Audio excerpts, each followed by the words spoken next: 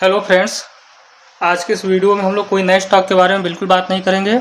आज हम swing trading के बारे में बात करेंगे। जो जिस स्टॉक में हमने पहले स्विंग ट्रेड लिया था, आज हम उसको अच्छे से समझेंगे कि हम जो ट्रेड एग्जीक्यूट किए थे, जो हम बाई किए थे, जिस स्टॉक को हम बाई किए थे वो हमें प्रॉफिट दिया है कि लॉस में हम एग्जिट किए हैं, हम उसको देखते हैं। पहले हम ये बात करते हैं कि हम इस स्टॉक को पहले किस प्राइस पॉइंट पर बाई किए थे। आप देख रहे हैं कि प्राइस पहले एक अप ट्रेंड में जाता है। यहाँ से देखिए, इसको चलते हैं, पहले मार्क करते चलते हैं करके। यहाँ से देखिए ऊपर जाता है, फिर यहाँ से नीचे आता है।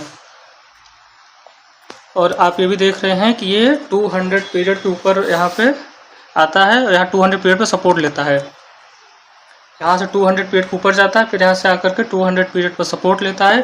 सपोर्ट के साथ हम ये भी देख रहे हैं कि यहाँ पे वॉल्यूम का ब्रेकआउट हुआ है। ये कोई छोटा मोटा वॉल्यूम नहीं है, बहुत बड़ा वॉल्यूम है। यदि हम इसको छोटा करते चार्ट को थोड़ा सा, तो आप देख सकते हैं कि ये पूरा 2025-2026 मतलब पूरे साल का वॉल्यूम का ब्रेकआउट यहाँ पर हुआ है। ऊपर से अमेजन भी अपने आप में एक बहुत बड़ी कंपनी है। यूएस मार्केट की सबसे बड़ी कंपनी में से एक माना जाती है अमेजन कंपनी। तो देखते हैं कि वॉल्यूम आने के बाद हम क्या देखते हैं कि नेक्स्ट डे एक और ग्रीन कैंडल बनता है, इसके ऊपर क्लोज कर देता है। इसको हम मार्क करते हैं प्रीवियस कैंडल के ऊपर। यहाँ पर एक ग्रीन कैंडल यहाँ पे आके क्लोज कर देती है। जैसे क्लोजिंग हो जाता है तो हम यहाँ पर बाइंग कर लेते हैं, किसी भी प्राइस पॉइंट पर हम यहाँ पे बाई कर लेते हैं। और बाई करने के बाद प्राइस कुछ दिन ऊपर जाता है, फिर नीचे आ जाता है। ऐसा हमेशा नहीं होता है कि प्राइस ऊपर जाएगा तो एक लगातार ऊपर जाएगा।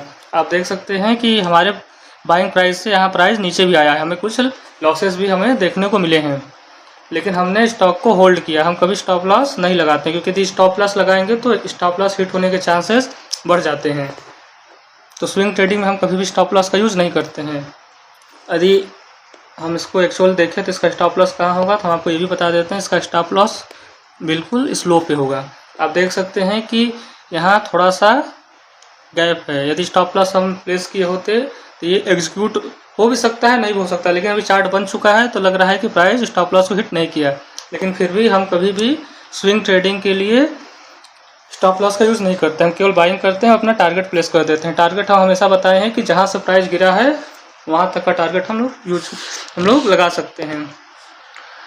यहाँ से प्राइस गिरा था तो हम लोग का जो टारगेट होता है यहाँ का होता है। और एक पॉइंट ये भी देखिएगा कि यहाँ से भी गिरा है, क्योंकि जब ये गिर रहा था तो एकाएक नहीं गिरा है। पहले यहाँ से यहाँ गिरा, फिर यहाँ से ऊपर भी गया है, फिर डायरेक्ट यहाँ पे आया है। तो एक टारगेट हमारा ये हो जाता है कि ये हो जाता है। तो हम कहाँ पे अपना ऑर्डर प्लेस किए थे, हम अपना ऑर्डर प्लेस किए थे टारगेट का ये यहाँ पे। आप ये देख सकते हैं, ये जो ग्रीन कैंडल का जो ओपन है, ये चलिए इसको हॉरिजॉन्टल रे से मार्क करते हैं यहाँ पे।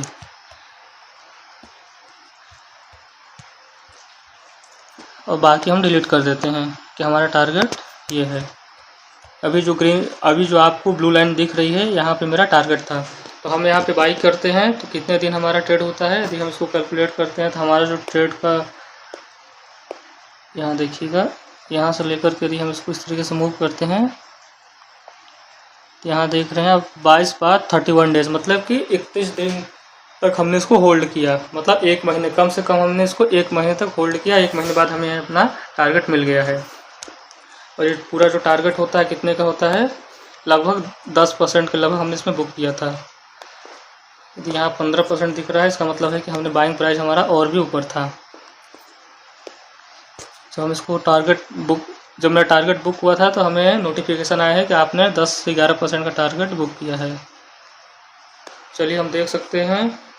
तो चलिए हम पहले इसका P&L स्टेटमेंट देख लेते हैं कि कहाँ बाइंग किए हैं और कहाँ हमने टारगेट प्लेस किया है।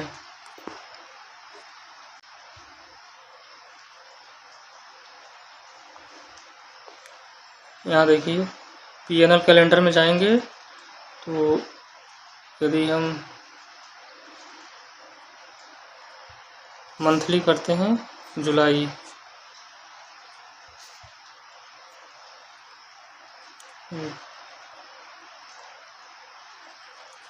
मंथ में हमने टारगेट बुक किया था। एक हम पहले भी आपको दिखा चुके थे कि पहला जो मेरा ट्रेड था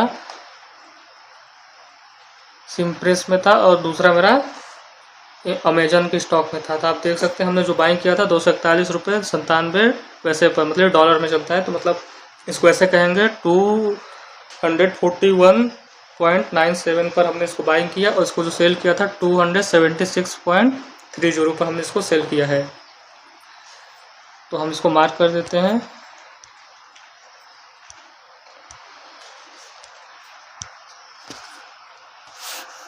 यदि हम इसको सर्च कर स्टॉक खोले, ओपन कर लेते हैं अपना अमेजन।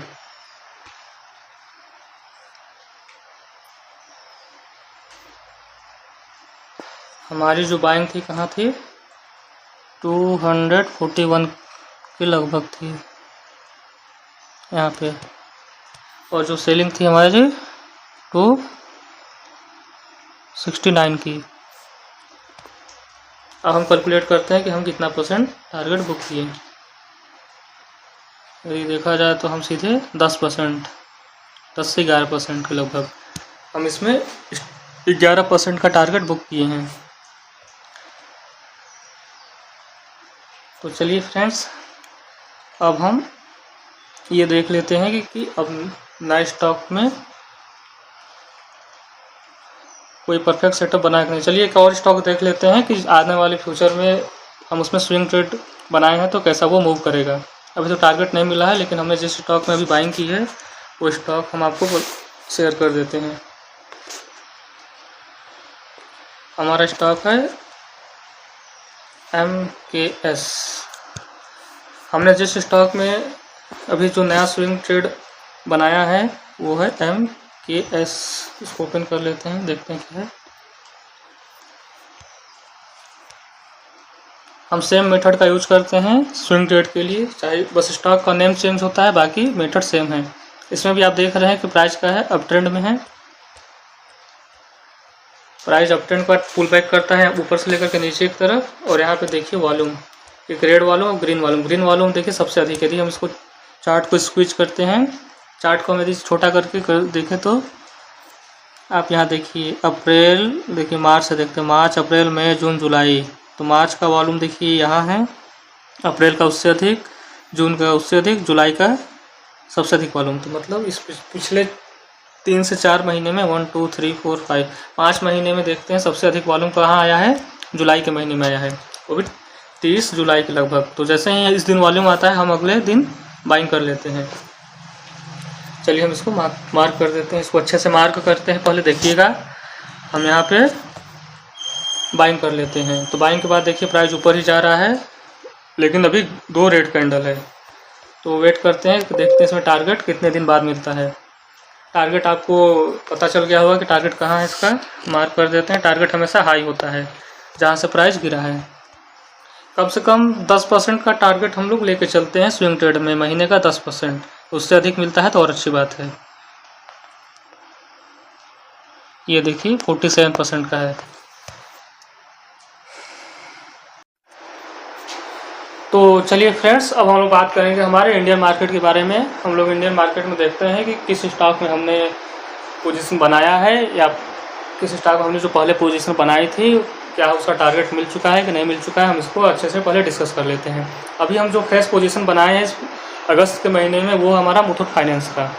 तो हम पहले वीकली टाइम फ्रेम पे इसको शिफ्ट करते हैं। अब दिखाते हैं कि ट्रेंड कैसा है। ट्रेंड आपको दिख रहा होगा वीकली टाइम फ्रेम पे कि मार्केट ऊपर गया है, मार्केट अप ट्रेंड में है, फिर ये पुल बैक है। वीकली टाइम फ्रेम पे आपको यहाँ से पुल बैक दिख रहा होगा नीचे की तरफ, ठीक है। जब पुल बैक लेता है तो कहाँ तक प्राइस आता है, प्राइस आता है अपने 75 पीरियड का जो मूविंग एवरेज है, पहली बार वहाँ आकर के सपोर्ट लेता है। तो हम उसको मार्क कर देते हैं, यहाँ देखिए। उसके बाद प्राइस साइड में चला जाता है। पिछले 3-4 जो कैंडल है, ये वीकली टाइम फ्रेम का कैंडल है, तो ये पिछले 1 महीने मान सकते हैं, कम से कम 1 महीने के लिए साइडवेज हो जाता है। 4 कैंडल लेके चलेंगे वीक का तो कम से कम 1 महीने होता है। तो यहाँ पूरा कितना कैंडल है, 1 2 3 4 5 6 7, मतलब 1.5 महीने से ये साइडवेज है। साइडवेज होने के बावजूद ये अगस्त के महीने में अपने सपोर्ट पर आ जाता है। यहाँ देखिए पिन बार का जो लो है वहाँ से आकर के सपोर्ट लेता है, प्राइस नीचे आता है, फिर ऊपर चला जाता है। हम इसको शिफ्ट कर देते हैं डेली टाइम फ्रेम को। डेली टाइम फ्रेम पे आपको एक परफेक्ट पिन बार दिख रहा होगा विद अल्ट्रा हाई वॉल्यूम। यदि हम चार्ट को थोड़ा सा छोटा करते हैं तो ये आपको दिखेगा कि 2026 का जो सबसे अधिक वॉल्यूम आया है ये अगस्त के महीने में आया है। अभी जो अगस्त का महीना जो स्टार्ट हुआ इसमें 3 अगस्त को अल्ट्रा हाई वॉल्यूम आया है। इसकी डिलीवरी वॉल्यूम भी सबसे अधिक है। यदि हम NSA की वेबसाइट पर इसको हमने चेक किया था तो हम देखें कि यहाँ डिलीवरी वॉल्यूम भी सबसे अधिक है। तो आप डेली टाइम फ्रेम पर ये डाउन ट्रेंड में दिख रहा होगा आपको, क्योंकि 200 मूविंग एवरेज के नीचे है, लेकिन वीकली टाइम फ्रेम पे ये अप ट्रेंड में है। वीकली में अप ट्रेंड में है, ऊपर से अल्ट्रा हाई वॉल्यूम आया था, इस वजह से हम इसको अपने स्टॉक लिस्ट में रख लिए। और जैसे हमें इसमें अपॉर्चुनिटी मिला नेक्स्ट डे हम इसमें बाइंग पोजीशन अपना बना लिए। अगले दिन हम कहाँ इसमें बाइंग पोजीशन बनाते हैं, ये जो रेड कैंडल है इस कैंडल के नीचे मार्केट जब गिर रही थी तो लगभग हम इसमें बाइंग पोजीशन बनाए। यहाँ पे हम इसको शिफ्ट कर देते हैं 5 मिनट टाइम फ्रेम पर। आप अच्छे से समझ पाएंगे कि हम इसमें कहाँ बाइंग पोजीशन बनाए हैं।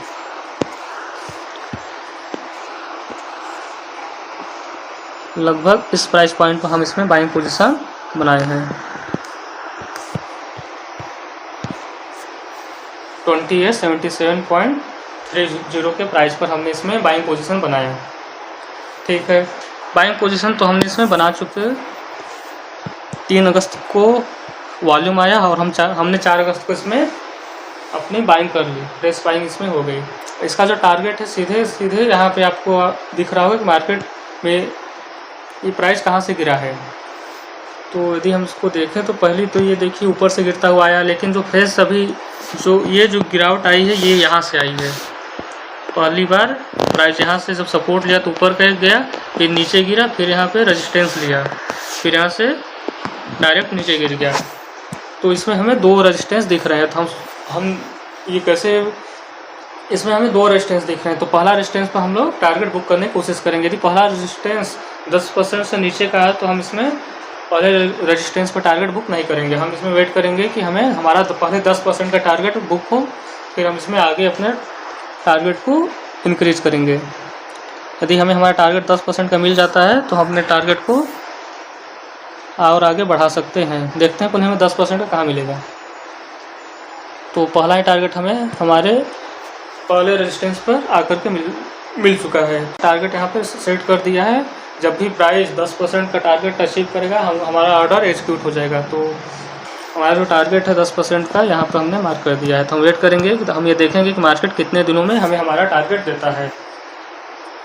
हो सकता है कि अगले हफ्ते में हमें हमारा टारगेट मिल जाए, या कभी कभी ऐसा होता है कि 1 हफ्ते के बदले 2 से 3 हफ्ते हमें लग जाते हैं टारगेट लेने के लिए। कभी कभी तो 1 महीने या फिर 2 महीने वेट करना पड़ता है। तो हर एक स्टॉक का कंडीशन अलग अलग होता है। तो गारंटी हम नहीं कर सकते हैं कि आने वाले 2 से 4 दिन में ये टारगेट दे देगा। हम ये लेकर चलते हैं किसी भी स्टॉक को कि हमें इतना तो लेकर चलना चाहिए, कम से कम हमको जो 1 क्वार्टर स्टॉक को होल्ड करना है। यदि स्विंग ट्रेड कर रहे हैं, आपको 10% टारगेट चाहिए तो कम से कम मान के चलिए कि हमें 2 से 3 महीने हमें किसी भी स्टॉक को होल्ड करना पड़ेगा रेयर कंडीशन में। क्योंकि कभी कभी हमें 2 से 3 दिन में टारगेट मिल जाते हैं, कभी नॉर्मली हमें 1 महीने में हमें टारगेट मिल जाते हैं। मंथ के एंड आते आते हमें हमारा टारगेट मिल जाता है। तो अगस्त महीना अभी शुरू हुआ है। अभी इस महीने में कम से कम 18 ट्रेडिंग डेज, अभी 18 से 20 ट्रेडिंग डेज अभी इसमें हैं। तो कोई छुट्टी नहीं होता है मार्केट का। तो मार्केट इधर खुला रहेगा तो कम से कम 18 से 20 ट्रेडिंग डेज अभी हमारे पास हैं। यदि 20 दिन में हमें हमारा टारगेट मिल जाता है तो अच्छी बात है। इस महीने में भी हमें हमारा 10% का टारगेट इस स्टॉक से मिल जाएगा। सो फ्रेंड्स, मिलते हैं हम नेक्स्ट वीडियोज़ में।